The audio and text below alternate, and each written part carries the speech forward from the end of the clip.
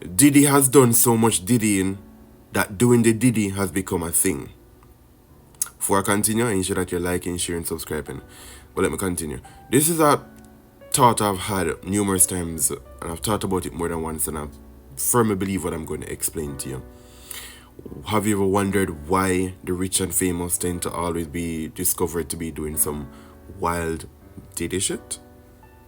Let me explain my theory on it.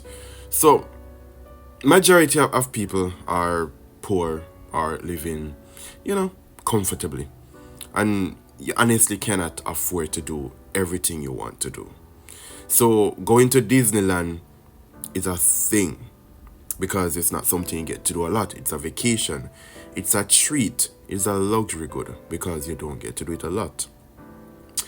Traveling to Hawaii, traveling to Jamaica, traveling to the United States, traveling to Thailand, traveling in general is a thing because you cannot afford to do it all the time.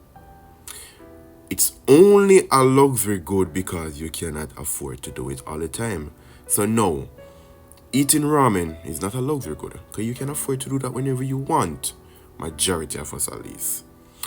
So what happens when traveling to Hawaii or Jamaica or wherever it is becomes like ramen? You get where I'm going? When traveling becomes like ramen to you, ramen is just ramen. Traveling is just traveling. There's nothing grandiose about it. No, you want something more luxurious. So guess what?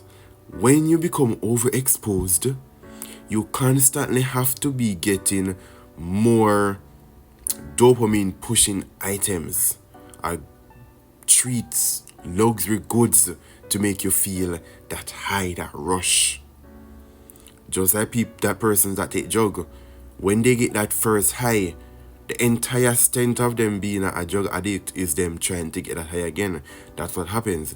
So regular sex is no longer it for persons with certain wealth and power. They have to get a little extra. And again, these are just my thoughts. I just believe that that's what it is. And yeah.